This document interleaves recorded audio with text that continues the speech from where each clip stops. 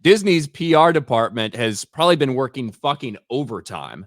Maybe not at the parks, but after everything that has happened over the past couple days. We talked about the Bob Iger discussion, and this was after a town hall. We didn't even really talk about this. This is after a town hall with employees where Bob Iger was there to, answer employees' questions and concerns and things like that. But instead, it wasn't a town hall. No employees were actually allowed to answer questions. And Bob Iger effectively revealed nothing about the future of the company that people didn't already know. And then when he went with the New York Times into that sit-down interview, Bob Iger then said a lot. He blamed basically all of Disney's failures on Bob Chapek and on this executive or that executive, took no responsibility for himself, but did kind of admit that their agenda, that their messaging has turned people off, that they need to prioritize entertainment. But for something that happened at that New York Times event, it wasn't even Bob Iger's words that got the most backlash. It was Elon Musk's. And we talked about the beginnings of this yesterday, Jay, that there's a lot of people after what Elon revealed when he said that Bob Iger and Disney, along with others, were specifically pulling advertisements to try to control his speech. He said, go fuck yourself. Go fuck yourself. Is that clear enough? Hi, Bob. And that obviously went viral.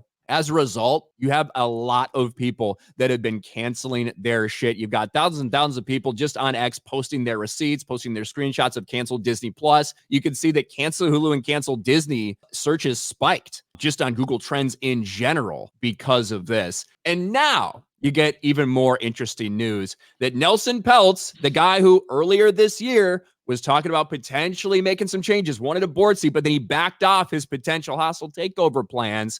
Well, he's not done asking for a seat at the table, even though Disney just told him to go fuck off. Disney responds to Peltz's proxy fight by claiming ousted Marvel chairman has long-standing personal agenda against CEO Bob Iger. Nelson Peltz wants board seats. He wants some control. He wants a seat at the table, or else things might get very dirty between him and Disney. Sounds like Disney just brought on the challenge. If he gets a board seat, just one, does that even change anything? Not particularly. Yeah, it's like, so just say if there's like 10 people on the board and then he gets on the seat, I mean, he could still be downvoted the entire time. The only thing I think is that he'll know more information of what's going on with the company, and maybe they're afraid that he might leak some stuff out that they don't want leaked out. Yeah, that is the thing, right? Right now, everybody that's on that board is in lockstep with Bob Iger, right? Right. Now, Peltz is asking for, two or three board seats at one of those, right? One for him and one for somebody else. The announced intention by Trian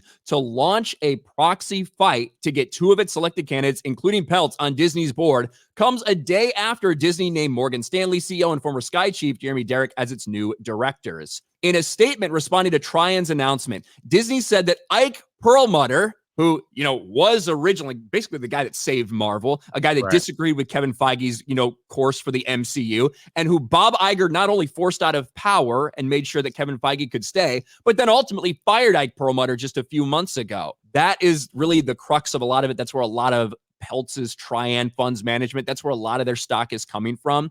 It says Ike Perlmutter was terminated from his employment by Disney earlier this year and has voiced his long-standing personal agenda against Disney CEO Bob Iger, which may be different than that of all other shareholders. And that's one of the things that Disney's pushing back. One of the reasons that they do not want to give them the board seats, because the intentions behind Ike Perlmutter. And you know what? I mean, they're probably right.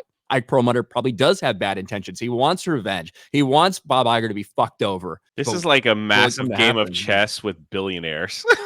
It's like some kind of power control stuff that, I mean, it's beyond my simple mind. It really is. I don't know how this would work. Like, do they have to kick people off the board to give them those seats, or does the board increase? Like, I don't know how all that stuff works. You could just add people, but they just added two, right? And that was the thing. Like, they just added two people. So Trian's like, well, what the fuck? We've been asking for this for forever.